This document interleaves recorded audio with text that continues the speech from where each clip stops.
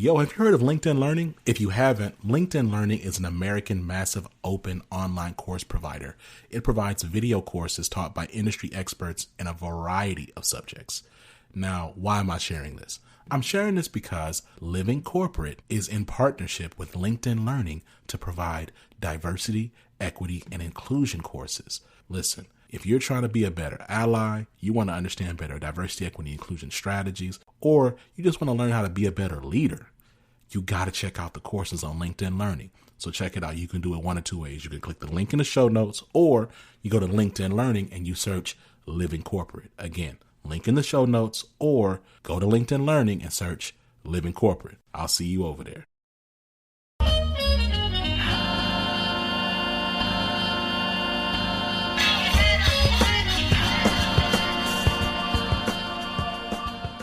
Hello and welcome to a special edition of the new group chat, Radical Change with Vonda Page. I am your host and welcome. Today, I am super excited and happy to introduce and talk to my new friend and colleague, Cindi Bright. Cindi is an author, a thought leader, a businesswoman, an entrepreneur.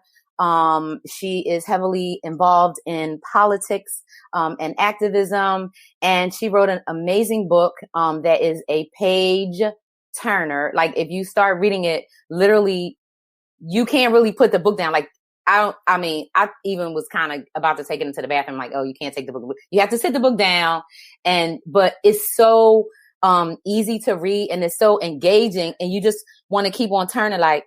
So anyway, the book is really good and it's called The Color of Courage, Crushing Racism in Corporate America. And Cindi and I had the conversation about the book, and it brought up a lot of other topics. And one of the topics that the discussion rose was around colorism, because I was asking Cindi, if her experience as being a light-skinned woman in corporate America, how she thought that impacted her life. And then it kind of got deeper in that. And I realized like, I'm just finding out that I'm light skinned because I never knew that I was, because my family was, very, dysfunctional and a little, they had their own stuff going on, but because they were a bunch of light skinned, very, very light skinned people, they made me believe that I was dark skinned. And so I just believed it. And I guess it was part of my conditioning such that I never really, thought about it or whatever. And then when I started, having conversations about it, it brought it up. But before we get into talking about colorism, what I would like to happen is I would like for Cindi, tell the audience a little bit about yourself, how you got to writing the book, and then, the goals of it. And then we can just kind of take it from there. So welcome. Well, thanks, Vonda. I'm glad to be back with you here. I appreciate you having me back on and highlighting the book again. I'm grateful for the opportunity to talk to you and your audience about kind of this whole book and this journey. Let me say a couple of things first before I dive into the book. One is that I do host a weekly radio show that is Heartbeat Radio that is aired here in I'm in the Seattle area. It's aired live on Wednesday nights at 7. And so we get into some stuff on that show. We do get into a lot of political and a lot of business. I have been aiming to dismantle this ecosystem that is destroying brown and black people. And so corporate America is the primary culprit of the destruction of brown and black people. And so my show now in its 4th year is slowly but surely peeling all that back. And the book is kind of an offshoot of a lot of the conversations that I've been having. Now, the book started if people listen to us talk a couple weeks ago, through a very public termination that I had in 2014. I was the head of HR for 3 financial services businesses. I was boxed into an issue of ethics that had to do with my then white woman friend, who was having an affair with the CFO. And to net out everything that took place to protect the white guy and the white woman, she gave them personal information about me, to give them to build a case against me to tear me down. And that case involved my mental health, my finances, my sex life. They stopped at nothing to portray me the way corporate America sees us. So how they see us is a reflection of who they are. And so they see the Black woman as a threat. And so that's kind of where this all started. The impetus, I would say, of me getting the book done, I think I shared with you last time that in end of 2019, early 2020, I was battling breast cancer. And so at that time, when you are faced with your mortality, I was like, I got to get some things done because the world needs to hear these kind of stories. And so that propelled me even further. And I was homebound anyhow. And so I literally sat down, and it took me a solid year from getting it on paper to getting it published. And so that was kind of the push to get it. I am healthy. I am in remission, and I'm grateful for that. God is good, and the book is out. So thank you for so much for sharing, right, and setting that context for people. And I think that, you know, I have actually heard a couple of episodes of the radio show, and you know, the first time I heard you and your guests and your co-hosts, I literally felt like I was in a room talking to women that I have known and like worked with for, you know, the last 15, 20 years or something, because the thing that's so that's just super interesting about it is hearing how similar, right, stories are, even when the industry is different, or the role is different, or the geographic area is different, right? The stories when it comes to Black women and our experiences in corporate America. Vonda, you're so right, because you know, your audience, and I'm in the middle of moving. And so yesterday I was up I'm putting my things in a storage unit, and there's a Black woman who's the manager at the storage unit. And so she obviously Googled me before I came up, because the very first thing out of her mouth was telling me all the crap going on at a storage unit place and the things that she's been dealing with. And the fact, I shouldn't say that it wasn't the storage unit, it was a prior job that she had. But she went on to tell me this whole story, which is the exact same story as me, and the exact same story as you, and the exact same story that every Black woman who dares to speak her truth or be authentic, it's the same story. And so, you know, this is what you and I got into. We're at a reckoning right now, because ain't none of us going to tolerate this crap anymore. And corporate America is being held accountable now for dealing with, I mean, look, their workforces are shrinking. They're losing women disproportionately. They've lost so many Black, high educated, smart, capable Black women, because they treat us as if, here's the issue. The threat of mediocre white people, mediocre white men, having smart, talented Black women who can outdo them 10 times out of 10. That is the fear that they have about us. And so they destroy us, or attempt to destroy us. But here's the thing. Someone quoted to me Brene Brown, how she said, you know, we can either let our stories define us, or we can take our stories and make them for greater good, which is exactly what you and I are doing, is taking these stories and putting them into the world and letting corporate begin to start to see its own reflection and its own soul, because its soul has been sold for money. And Absolutely. It has just sold out. You know, I don't know if you saw, I posted this morning, like literally yesterday, I just wanted an ice cream cone. I spent $9 for a freaking ice cream cone. And this morning I spent $7 for a cup of coffee. And I was like, something is seriously wrong here that, you know, you and I live in the Pacific Northwest. We have entry-level homes at $1 million. We've changed the tip percentage now to 25 and 30% at the bottom. So the consumer is now being hit with all of this. Like, what is going to give here? The brown and Black people, they're just running people out of towns, of places where we work. Like, no one can do this anymore. We're at a racial reckoning. We are at that reckoning, and people, you know, and I get, and I feel, and I can sense that it's really painful for people. So I've been calling today just me, myself. I've been calling it White Supremacy Day here in the Pacific Northwest because, in Washington and here in the Pacific Northwest, right? We got those people the January 6th supporter people, right? Who are, right, marching and doing their thing.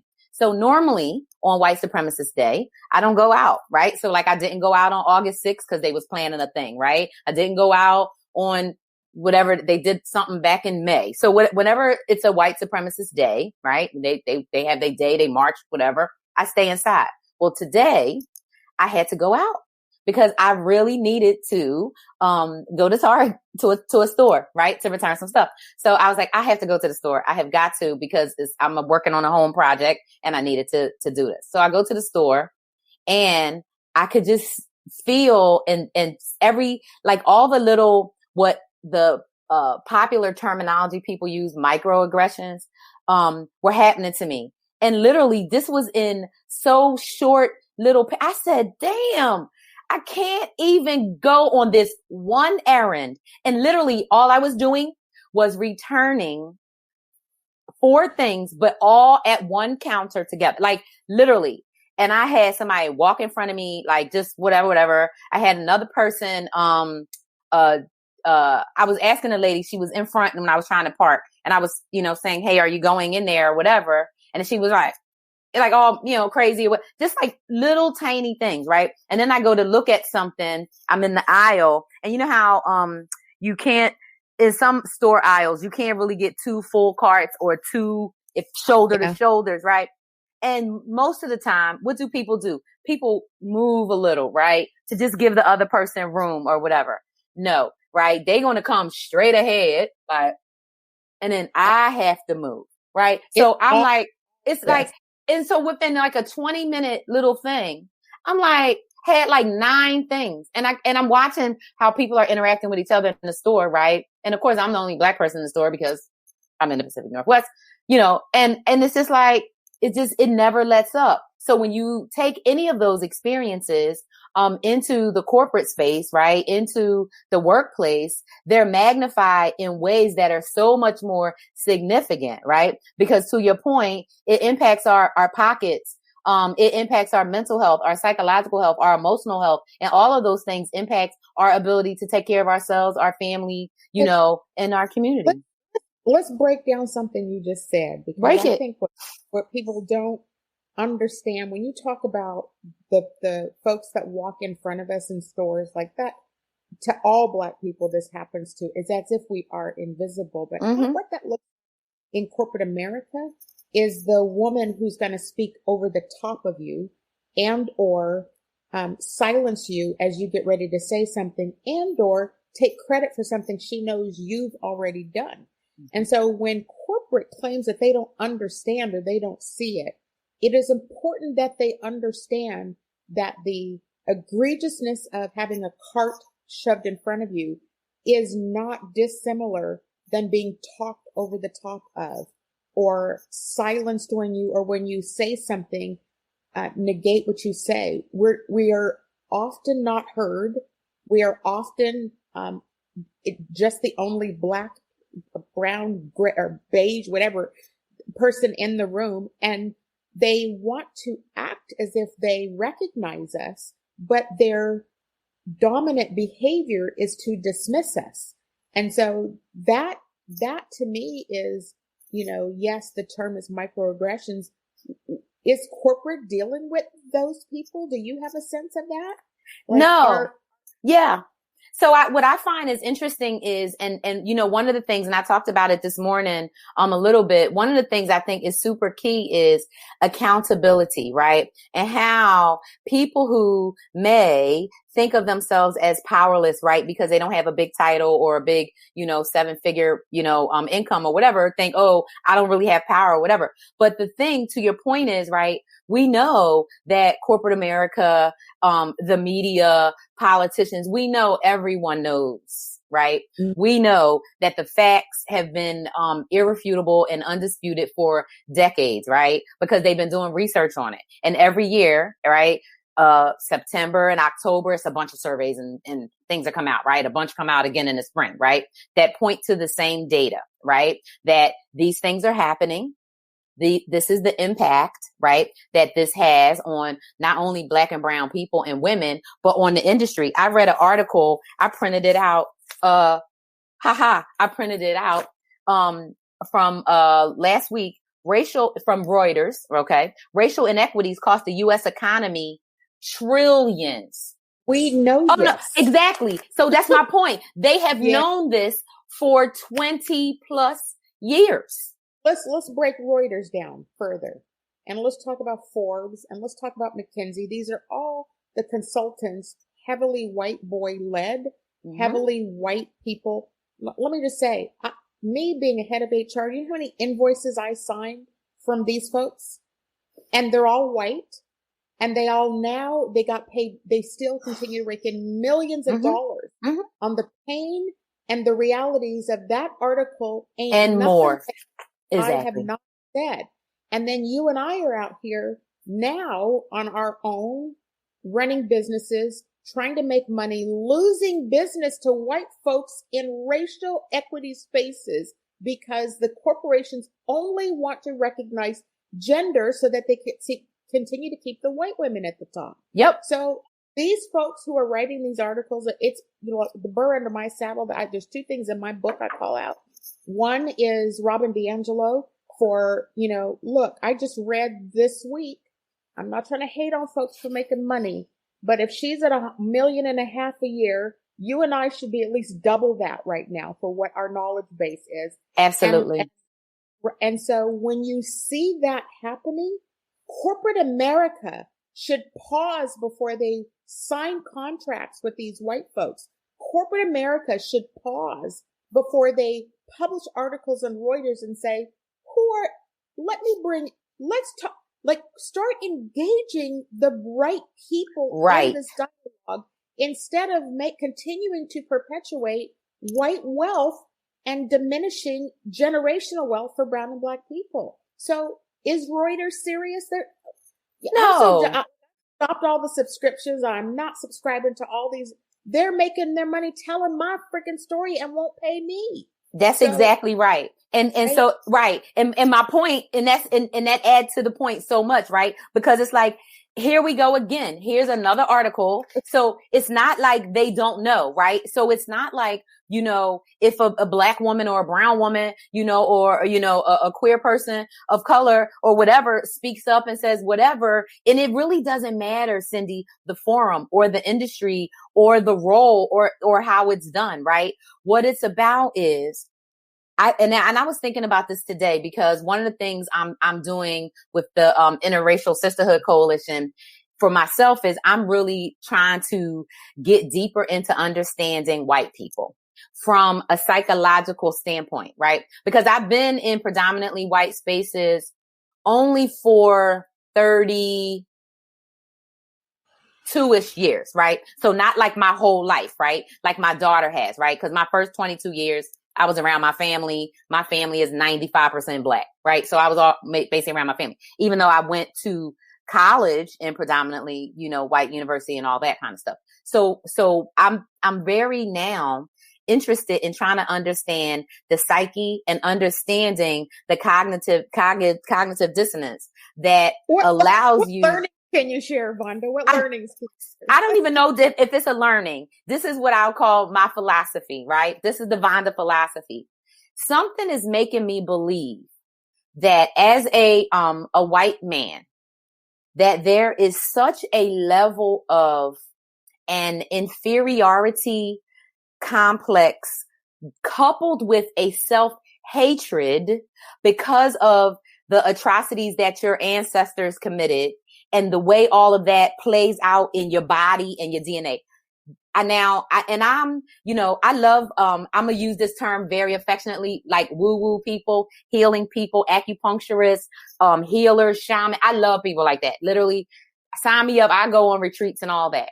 And so one of the things that I've learned over, I would say the last 4 years, 6 years that I've been, more intuitive and paying attention to stuff is how we carry stuff. Mm-hmm. And it's not really until we can accept the fact that we carry stuff that we can start to like let it go. So for me personally, right, and I've shared with different people, I was abused as a child. And it's interesting because my household, if you would have looked on the outside, you would have thought everything was fine. And maybe half of all abusive households look fine on the outside. I don't really know, right? Because all you know is what you see, right? And if you're not in the house with a child or a wife or a person, you don't know.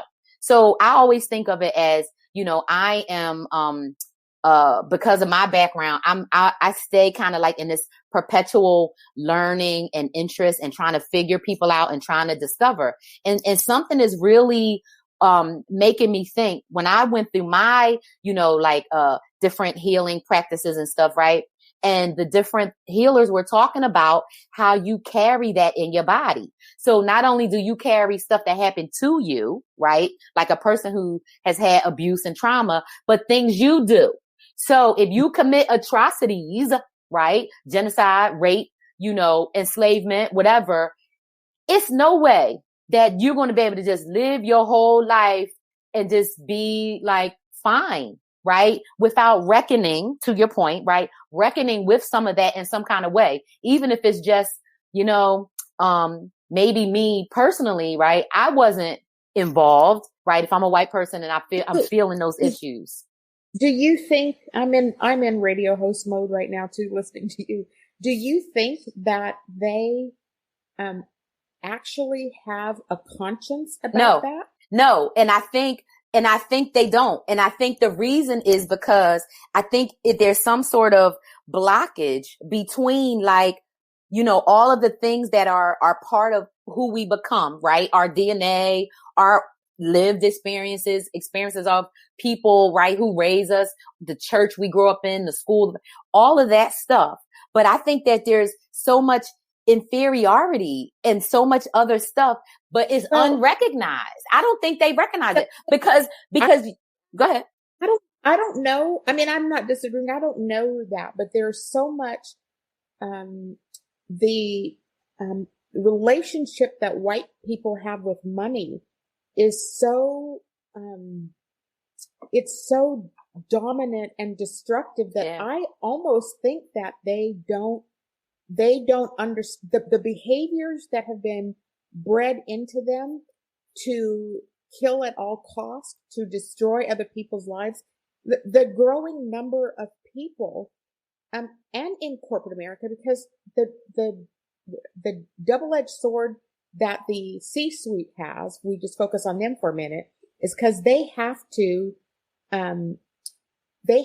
please shareholders. That's right. And so shareholder profitability means that for them to continue to keep, here comes my HR stuff, for them to continue to keep profitability high, their highest cost, their highest line item where overhead is spent is on people. That's and right. So the very first people every year at the end of the year, my book talks some about this, every year at the end of the year, as an HR person, I took the organization through calibration processes. Those processes remove the bottom 10%-ish of people to protect that kind of overhead money. And the people who typically fall into that pool are the brown and black people. And so they aren't conscious, or let me say that different. They are conscious of what they're doing, but they can't care because their bonuses are tied to that profitability line and what the return, their EBITDA and all the formula that they use to calculate bonus pools. I have not seen ever a white person give up money for other people. Brown and black people are not worshiping money that way and are out serving communities. So our psyche around money is different than their breeding about money at all costs. Yeah. So I mean, that makes sense. That makes sense. I mean, on so many levels, right? So first from the standpoint of, that corrupt version of capitalism, right? That's part of the DNA and the fabric of white supremacy anyway, right? Because we used to be property, right? And so in a lot of people's minds, I'll never forget, this was years ago. This was maybe 2014 or 2015, and Angela Rye, who I think she has her own show now on CNN, but she used to be a commentator and all that. I remember when I used to watch CNN, because I don't watch it now, but when I used to watch it, I'll never forget this one time when she said, they've been calling us lazy ever since we stopped working for free. And when she said that, I'll never forget that. And I think she said it in 2015. But when she said that, that flipped the switch, right? So to your point, Cynthia, that's in the call with us, right? They're not going to change. But the thing is, right, we have to not only hold people accountable, but at the same time, you know how, like, I know my grandmother used to be like, can you walk and chew gum at the same time? So not only do we have to be trying to hold people accountable, right? But at the same time, we individually, if we have, positions in power, if we have influence, if we have talk shows, radio shows, blogs, we can use whatever, right? We need to drive action, right? From our standpoint, because literally nobody's coming to save us, right? The white lady, that's the VP of HR, is not coming to save us, right? The new person that gets hired as the head of diversity inclusion, they're not going to save us, right? We have to, hold power to account. We know, and you talk about the fact that the political system and laws and government, right, are really the only things that can rein business in, but that's how it's always been. Right. So we as a populace, we have to be informed. However, I don't disagree with Cynthia. I don't disagree with her statement, but I will say this. Because the census data, who in my opinion doesn't have, I know most brown and black people don't like to participate in census stuff because we get targeted, but the people who did participate, the browning of America is here. And so there are, I don't know what the percentage is. There is a percentage of white people that are now, I don't know if it's genuine or not. So to Cynthia's point, when she says they aren't invested in our well-being, but there are those white people who are awakening that they have to start to help and invest in the well-being of brown and black people because their daughters are marrying black men and having black grandbabies now, or they're, there is a melting of race that continues to happen. And there comes a point where you can't any longer escape the race issue and its impact inside of corporate, inside of politics.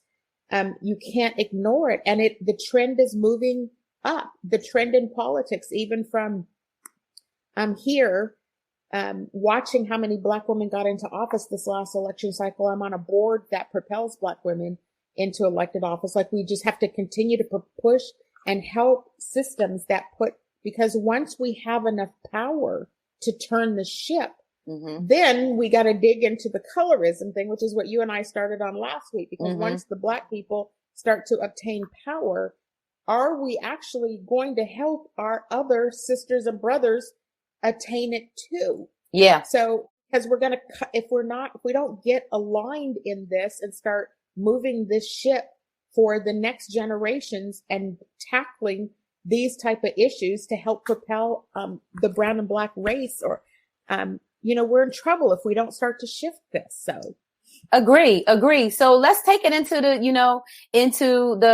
back into the boardroom, back into the company, right? So I think we all have, well, at least probably I would say anybody over 35 who's worked in corporate America, right, has familiarity with, the structures, and depending on how large the corporation is, right, you may have one brown or black person, one brown or black woman or man, that gets to a certain level. But when they get to those levels, what happens, right? Because there's all these, once again, studies and surveys, right, that they all do, Lean, McKinsey, all of them, right, that says, at this level, it's all kind of even, half men, half women, everything kind of looks like sort of like the population, depending on the type of organization. Then as you go up the ladder, right, the number of women leaders, and definitely black and brown, gets, shorter and shorter, right? Even if we take the example of the Fortune 500 CEOs, there's 500, there's only 2 Black women. If it was population based, there would be 30 of us, right? Sitting in those seats, right? If it was 6% of us, it would be 30 of us there. So we know, right, that's not how it works. So describe, for people watching, what does that system look like? How does that happen that, Lisa comes in an organization with the same, great degree, same Kerry Washington, credentials and attitude, kicking it, right? And she goes up and goes up and goes up. How come nobody else ever goes up? And you maybe like only one Lisa, and one, Jerome up there. I can give some perspective. I would love it. Because this is, so in the, 1994-ish to 2004, so for 10 years, I worked for a forest products, a very large global company at the time. And my senior vice president was a Black man, the only Black man that was in the C-suite. And so that was how many years ago? 17 years ago now, right? So that many years ago, I would be having these kind of conversations with him about our organization because we had very few Black people or, people of color moving up. And on the surface, he was a champion for it and was very happy to have somebody fiery like me running the people part of his organization. However, he, at the time I was very critical of him because I just thought he should be doing more for, we had a lot, this was actually a government affairs organization, and we had we had actually promoted a Black man to run the Washington, D.C. office. And as soon as we put that Black man in charge, all the normal tearing down started to happen. And what was happening with him is the Black man wasn't stepping up the way we needed him to. So I became his like one-on-one coach to try to help him be successful and navigate all the white tearing down of what was going on. And so what began to happen in that organization, again, 17 years ago, is you have one or two, or maybe the HR person, 3 Black people in an organization of, 1,000 people. The ability to affect and move it is very paralyzing. And so, in hindsight now, at the time I was like in that CEO or that vice president's face saying, oh, but he kept saying, he gave me this advice. I'll never forget it because I actually use it now. And he said, Cindi, he goes, I'm going to give you 3 silver bullets a year. And he said, those silver bullets stand for an issue, a person, or a cause that you need me to fight for. An issue, a person, or a cause. Okay. And he said, choose wisely. And that hit me so hard because what he was saying to me is that I can't do it all as the only Black person at the top. And so he said, I'm willing to go fight things you believe I need to take on, but I can't take them all on. That was 17 years ago. Here we are now, 17 years later, and the C-suite is still not populated.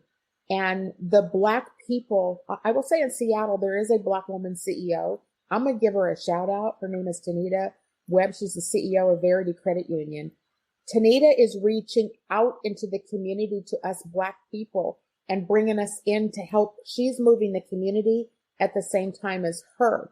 So you get Black women in charge and they understand the dynamics of what we got to do. To her credit, she's doing it. Yep. Let me take another 2 minutes here to explain another thing about succession planning. Because I sat in a ton, and I'll tell you a story about one. This one is when I was at Safeco Insurance. I was assistant vice president of HR at Safeco. At the time, we had a woman CEO. She's a white woman, and we were doing succession planning, which is a process we went through every year to look at our talent in our organizations. And so I supported product and sales at that time. So I was on the P&L side of the business, which meant that they were attention to things that I was saying. So we were doing this whole succession thing. She was looking for candidates, and we went around the table and talked about each business line and who the people were. Hands down, all the strong women were being torn down by the white guys. Hands down, because they're threatened by strong women. But then when I started bringing up, and I'll never forget, I brought up this one woman who wasn't in my organization, but she worked in the law department. And so I brought her name up and I asked my counterpart who supported law, what do you think about her? Why is she not on the list? And the CEO looked over at me and said, who is she, Cindi? And I said, she's a Harvard law graduate. She has da da da da da da da da. And so the CEO says, how do you know her? And I said, because there's 5 Black people in the company and we all know each other. So it's my responsibility to know who the Black people are because I'm an HR person here. After that, the CEO immediately jumped on going to try to help this Black woman. But because the white people, including my boss, the head of HR, he felt embarrassed instead of happy that I was helping move this along. So after the meeting, I get called into his office and he literally said, who in the hell do you think you are? Do you think you're in charge of diversity at this company? And I said to him, no, you are. And so from that moment on, my performance reviews started to go down because he wasn't doing his job. The CEO saw that I did. And from that point on, so this is what goes on. And I don't care what company I've been in, it's the same story. Every time you speak up and try to move and help another woman or a brown or Black person, the person who speaks up is torn down. So let me ask this question. Why do you think the companies who are, who have like programs and, chief diversity officers and companies like that, right? The companies that have those roles and those structures that are, supposed to address, inclusion, diversity, whatever. Why do you suppose those companies talk about those things and make them seem like, hey, this is really important to us. But to your point, right, in different companies across different industries, it's very, very rare, right, that the leadership is aligned to putting any actions behind any of that. First off, that one thing I'll say to you and to everybody listening to this, the very first thing you need to look at when you see a chief diversity officer job is where that reporting, do they report? That role, who do they report to? Because if they are not reporting to the CEO, then it's not a real job. It's performative. Right. Because the COO, which is where they tend to punt it into operations, is all about making it the optics of it so that it appears like they're actually doing something about it. So that's issue number 1. And I can't and issue number 2 is it becomes the fall person. That role is always the fall person because that person can absolutely not move a mountain like that without resources. Those jobs are always under resourced. They never have staff. They have very little budget. Even to this day, when people call me to come in and speak, and my first question is, do you have budget to pay me? They squander because they're still not resourcing these diversity people to pay for help. So it's performative at best in many companies. Look at the tenure. We got to find a study on the tenure of a chief diversity officer. Wasn't it like 19 to 27 months or something? I was going to say, I call it at 2 years. Yeah, it's the average. I don't remember the exact number, but I think the last study I saw, maybe it was July or June, but it was like 17 to 27 months or something like that. But like on the outset, like at the high end of the people was 30 months. But that's only 2.5 years. Correct. And many of the chief diversity officers report into the head of HR. Mm-hmm. Head of HR is a nightmare. Wait till you read my book to your audience about HR. I'm calling for the dismantling of it. If it reports into HR, it is doomed to fail. Abolish HR. Abolish HR. Like it will not outlive the power-hungry white women that are in charge of HR, and the white guys that they make in charge of HR will do everything to keep his bonus intact. But then right after bonus payouts happen, I would put money on it hands down, I've seen in March and April is when many of the chief diversity officer jobs go. Because once those guys get their cash, they out. cut these folks out. And so then they start all over again. And then they say, oh, well, this person didn't, they didn't do this. No, the issue is a chief diversity officer should have as much power as the CFO and the COO. Absolutely. Exactly. Around people. Agree 100%. And to me, right, that people officer should be the chief diversity officer, right? Because people come in all shades, sizes, ages, colors, heights, weights, whatever. So so that's like, and so what'll be interesting, to see is, if, there starts to be any, momentum or push, right, from, I don't know where it would come from, internally or whatever, but, or some shift, for somebody to say, hey, for those companies that are really serious about it, this is what it really should be, so they need somebody like Reuters to tell them that, I guess, right? Or whoever they're going to listen to, but, so Rob D'Angelo, they can call her in, pay her $15,000 for an hour and a half to go tell her the same things my experience would tell them. They just don't want to hear it or pay for it from us. Yeah. Yeah. Because we're not supposed to have anything, right? They don't see us as leaders. They don't see us as effective.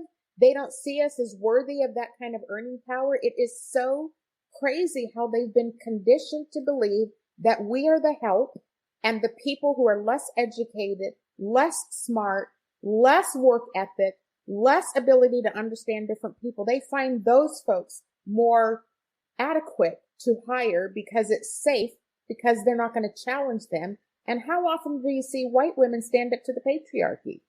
Never.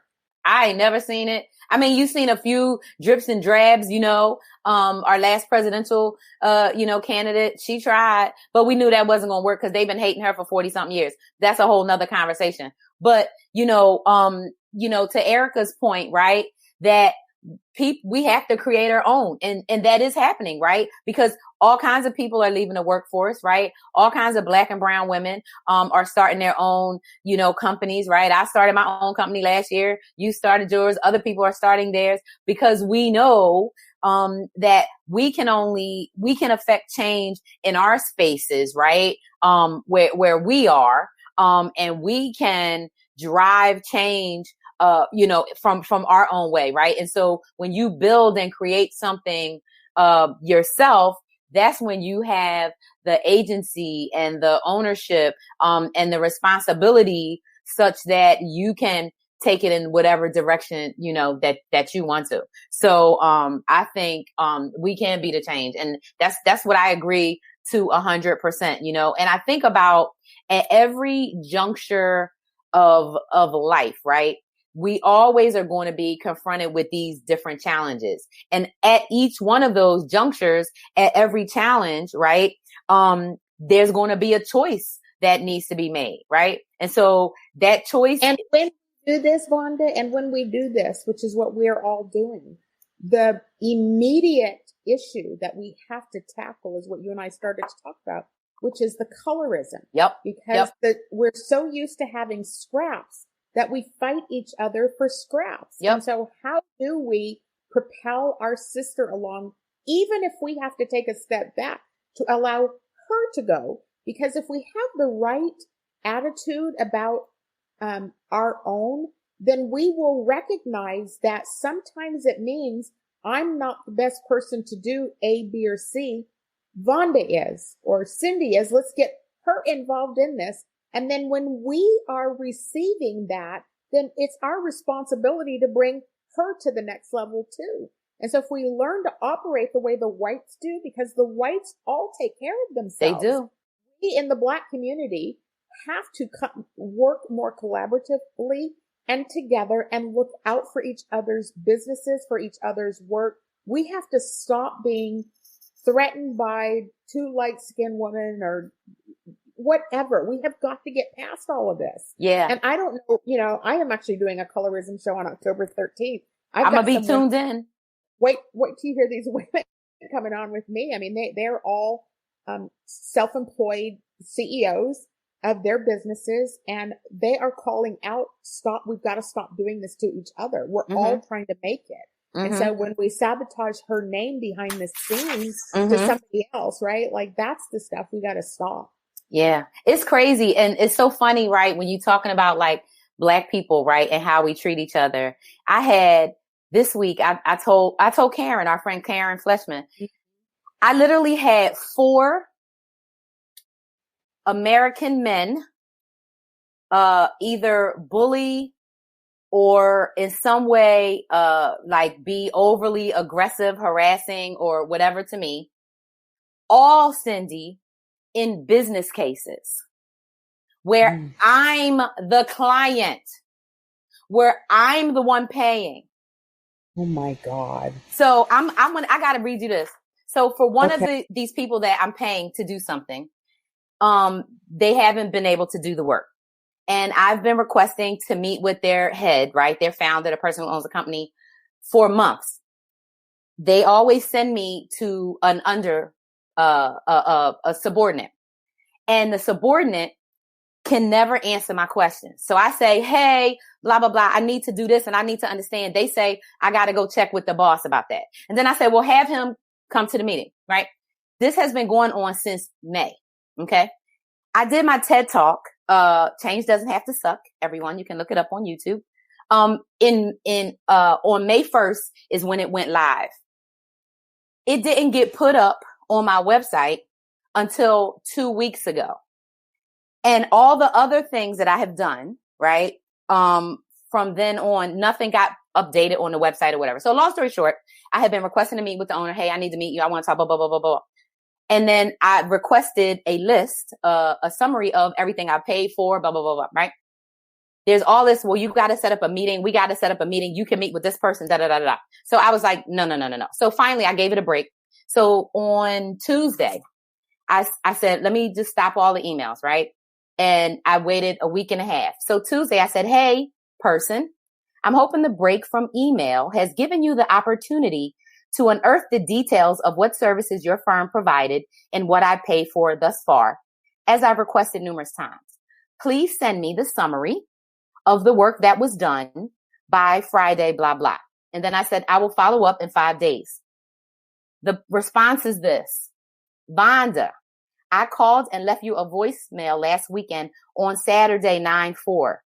This person called me 10 minutes before you and I went on the air, by the way. So of course I wasn't answering the phone. I have sent an email, multiple emails. Then here's the first line. Don't act like you haven't heard from us. We have tried to set a meeting to go over this, and you decline and only want to speak with me. That's correct. As I have stated, I don't know where all this is coming from and have been nothing but responsive, and my team has been willing to communicate.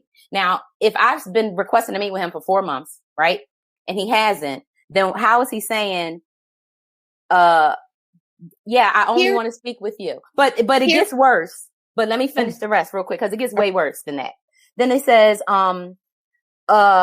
we already had the timeline summary done and wanted to review with you with this person, but you declined the meeting. Right, because I only want the meeting with you. I don't want these people in there. Then he says, call me or set up a meeting to talk. Then we will set up a separate meeting to review the timeline and summary. We need to sync up on why all this is happening and why we are getting treated like this. We have been nothing but kind, understanding. I still don't know why this behavior from you has come out of nowhere. And this is a person that I have paid more than $11,000 to do work for me. And it's a Black man. Oh my God. And it's a young Black man. So to your point about, trying to support each other, right, and do business, da da da da. And I kept on being like, hey, this isn't happening, blah blah blah. But this is the response. Call me to talk. So you're telling me that for you to give me a summary of what I've paid for, I have to call you to talk. Then I had another person who was trying to contact me. And use the terminology, don't act like blah, blah, blah, blah, blah. Right. Like, Right. Don't act like you haven't heard from us. And then this behavior. What behavior? I declined a meeting and I didn't pick up when you called me on the phone. What behavior is that? Because you're not doing what I'm asking you to do and you refuse to meet with me. So I'm moving on, right? Which is obvious. But literally the response could have been, hey, I'm sorry, we haven't had a chance to connect. I know we have some discrepancies happening. What time can I call you? Exactly. Then I had another person reach out to me on LinkedIn a couple times, and then they got my phone number and they set up a meeting. I've had multiple things happen to me, right, over the last couple months. Stuff with my daughter, my dog, different things, boom, boom, boom. This is a salesperson. They said, I hope you got the link, blah, blah, blah, for the meeting at 11, right? And this was at like 8:00 in the morning. I said, actually, I didn't get the link, but I do not have time right now. As I told you before, October would be better, right? His response was, well, if you're not serious about your business, then I won't waste any more time of my time. First of all, who told you to text me? Secondly, if I told you before, right, then why, like, is this really the way you think you're going to get business? You're just going to keep pressuring me. Then I had a person call me on the phone, right, which is fine. Hi, this is Vonda. How can I help you? Right. And I thought it was like an emergency or something. It was some sales call. I said, hey, I'm sorry, but I'm in the middle of something and I can't talk right now. How about you send me an email and I will, call you back or I'll get back with you or whatever. Well, no. I just need to ask you one question. I'm such and such from this company. I said, I can't talk right now. Send me an email. No. I just need to ask you. I said, what part don't you understand? Well, I'm just trying to help you with your business. And I said, I can't talk right now. And then I was like saying to myself, why am I arguing? Then I had another situation. So I'm just telling you, like, so this is like stuff that happens. Would any of them have talked to a white dude like that? Somebody that they trying to do business with? My comment is, I don't know if you've noticed it. People have gotten very aggressive on LinkedIn also like that with us. Because, our work, our niche, our demand, our knowledge is a commodity. We are in a high demand time right now, and people are not wanting to spend money. People are trying to make money off of what we bring to the market. And so the aggressiveness, I've just stopped replying to people. Like, I can look at their invites now. They just simply want to get me on the phone, and then they want to pick my brain.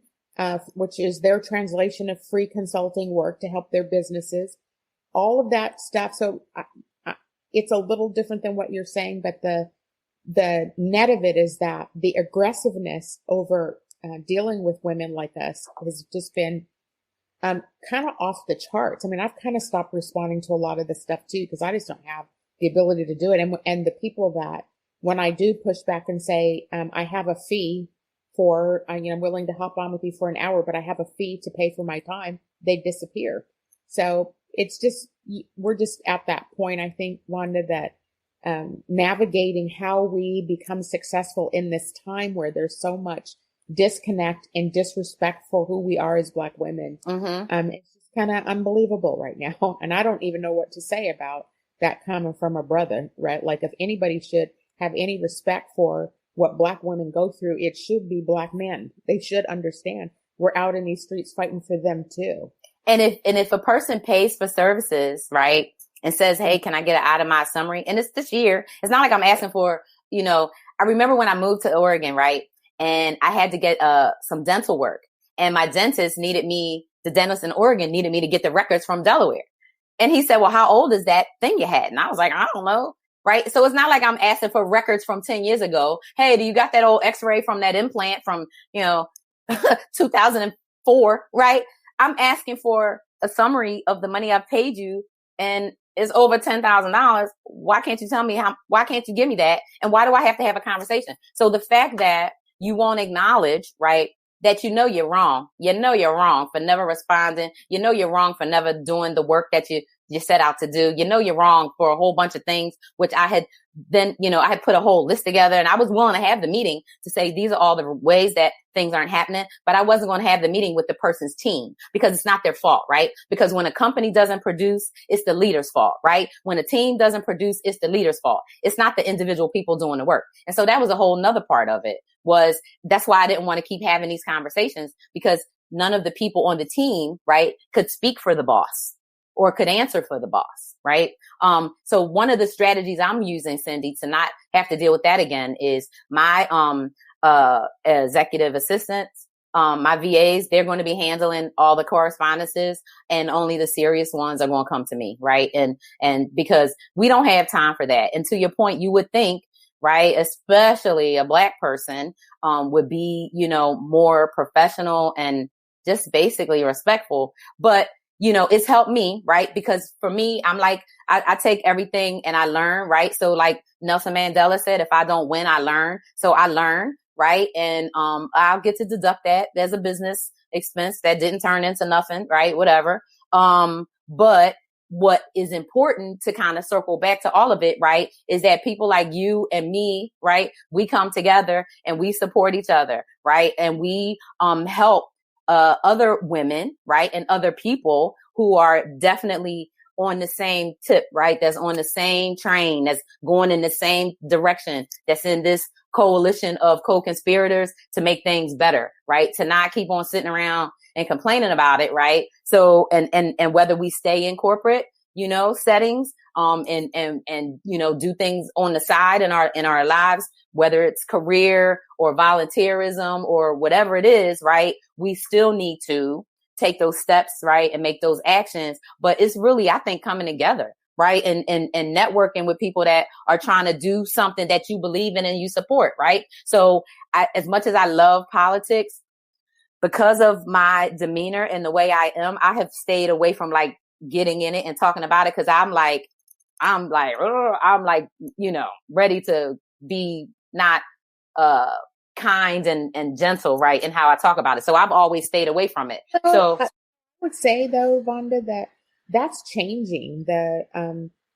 People like AOC and we need more outspoken women in politics. Oh, I know, but y'all got them. I'm supporting you. I don't want to get into politics. I am a technologist. I am a CIO. I am a CEO, and that's my thing. So I am building platforms to change how digital equity is applied, how accessibility, works, and to really help, leaders understand how to drive and lead change. But I'm a person, I put my action, how they say my time and my talents, right, towards it, my action, my money towards supporting. So I want, you to kind of, close us out with just, when you think about, just the challenges, right, that we have, not only just as Black women, but, as a society in general, especially right now, right? What are some things that you can recommend kind of to close us out? And then I want you to tell everybody